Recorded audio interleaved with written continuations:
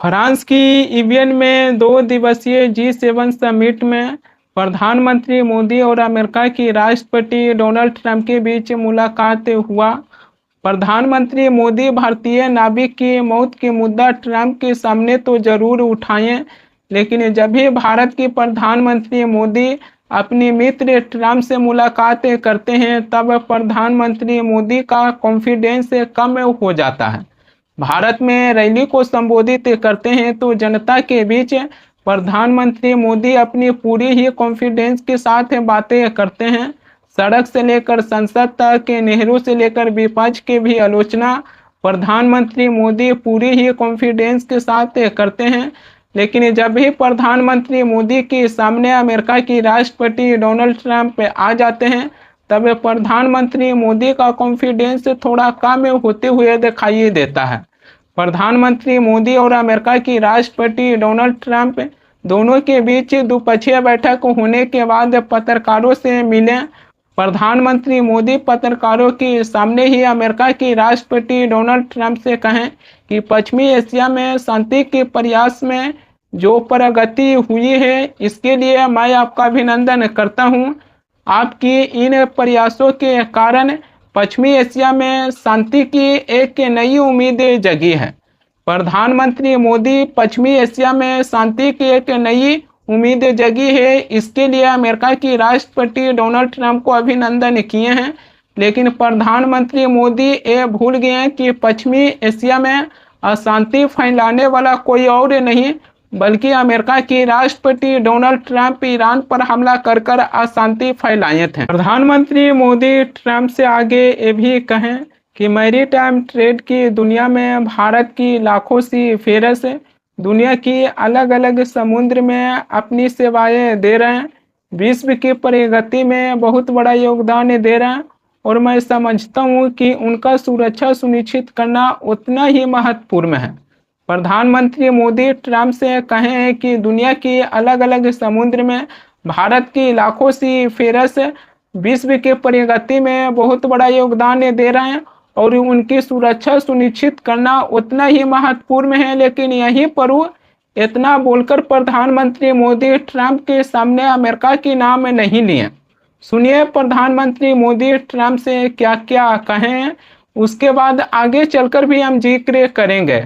Excellency, आप जानते हैं कि मैरीटाइम ट्रेड की दुनिया में भारत के लाखों सी फेरर आज दुनिया के अलग अलग समुद्र में अपनी सेवाएं दे रहे हैं, विश्व की प्रगति में बहुत बड़ा योगदान दे रहे हैं और मैं समझता हूं कि उनकी सुरक्षा भी उतना ही महत्वपूर्ण है।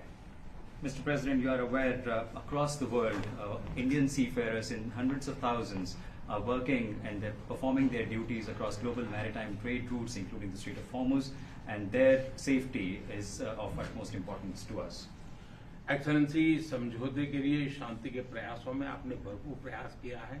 मुझे पूरा विश्वास है कि समझौते में सीफेरर की सुरक्षा भी सुनिश्चित होगी और उसको प्राथमिकता मिलेगी। Mr. President, you made tremendous efforts towards reaching this understanding and this agreement, and I'm confident that the issue of seafarers will receive the highest priority during the implementation of this agreement. Excellency, मैं फिर एक बार पश्चिम Asia में शांति बहाल कराने के आपके भरसक प्रयासों का मैं पूरी प्रशंसा करता हूं और आपका अभिनंदन करता हूं। Mr. President, once again, I deeply appreciate and I deeply commend your efforts in ensuring the restoration of peace and making efforts towards restoration of peace and stability in West Asia. Thank you very much. Thank you. Thank you. Thank you.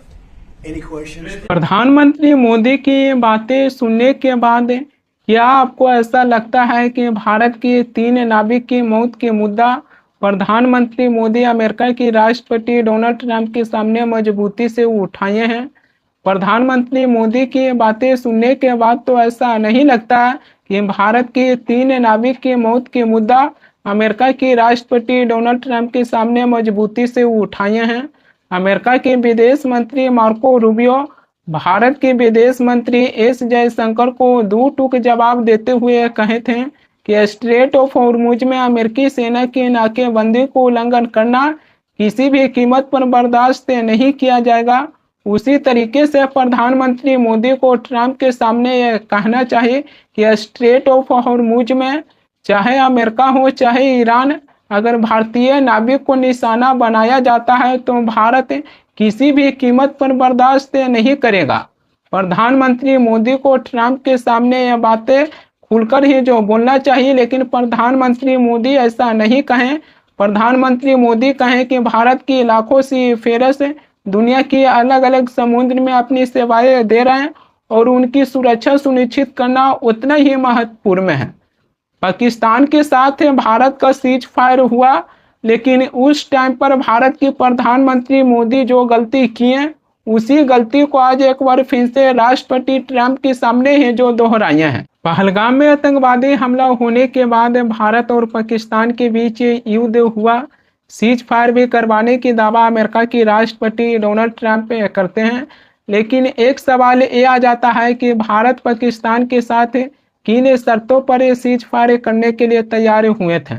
Pahalgam में आतंकवादी हमला होता है, पाकिस्तान के आतंकवादियों ने हमारी मासूम 26 पर्यटकों की जानें ले ली हैं। हम लोगों के पास एक सबसे बड़ा मुद्दा ये था कि पाकिस्तान के साथ सीज फायर होता है तो इस मुद्दों को मजबूती से उठाएंगे, लेकिन अमेरिका की राष्ट्रपति डोनाल्ड ट्रंप भारत और पाकिस्तान के बीच सीज फायर करवाते हैं और उसमें भारत की कोई भी शर्तें दिखाई नहीं देता है। ईरान को देख लीजिए, ईरान अमेरिका की राष्ट्रपति डोनाल्ड ट्रंप की नाक अपने पैरों तले रगड़ कर रख दिए।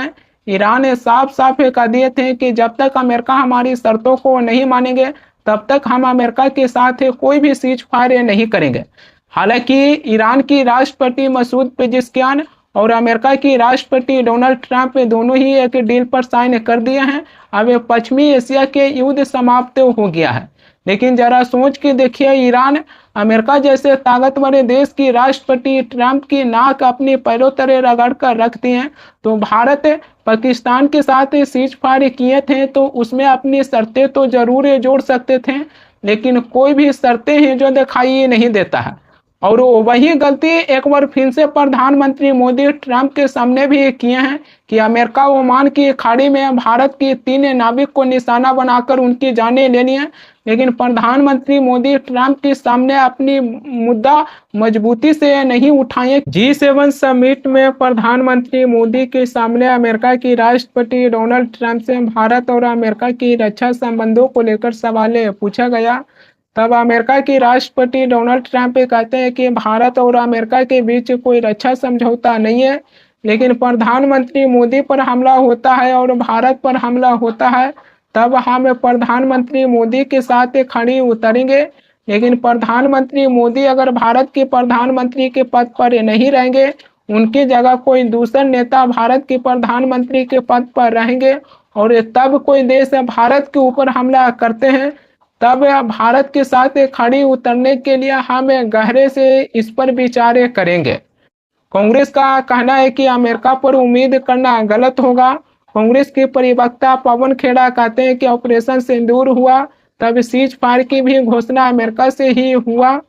क्या भारत इस बातों को भूल सकते हैं कि आसिम मुनीर के साथ ट्रंप भोजन करते हैं? क्या ये बातें भूल सकते हैं कि भारत के दुश्मनों के साथ ट्रंप की अच्छी दोस्ती हो और हम ये उम्मीदें करें कि अमेरिका हमारे साथ निभाएगा, हमसे कोई अच्छी दोस्ती निभाएगा?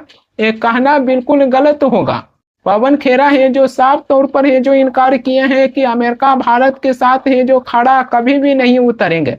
सवाल ये आ जाता है कि भारत और पाकिस्तान के बीच युद्ध हुआ तब अमेरिका पाकिस्तान के साथ है जो अपनी लगातार बातें कर रहे थे। आज वही ट्रंप है जो ये कह रहे हैं कि प्रधानमंत्री मोदी जब तक भारत के प्रधानमंत्री के पद पर हैं तब भारत पर हमला होता है तो हम प्रधानमंत्री मोदी के साथ खड़े उतरेंगे। इटली के प्रधानमंत्री मेलोडी नहीं, गलती हो गया, इटली के प्रधानमंत्री जॉर्जिया मेलोनी G7 समिट में प्रधानमंत्री मोदी से कहे कि हम दोनों इंस्टाग्राम पर काफ़ी फेमस हैं। ये वीडियो को देखिए, ये वीडियो की आवाज़ें थोड़ा ध्यान से सुनिएगा तो आपको पता चलेगा कि इटली के प्रधानमंत्री जॉर्जिया मेलोनी प्रधानमंत्री मोदी से कहते हुए नजर आ रहे हैं कि इंस्टाग्राम पर हम दोनों काफ़ी फेमस रहते हैं। दो देश के प्रधानमंत्री सोशल मीडिया पर फेमस हैं, लेकिन जनता की क्या हाल है इसको कोई भी चिंता नहीं है।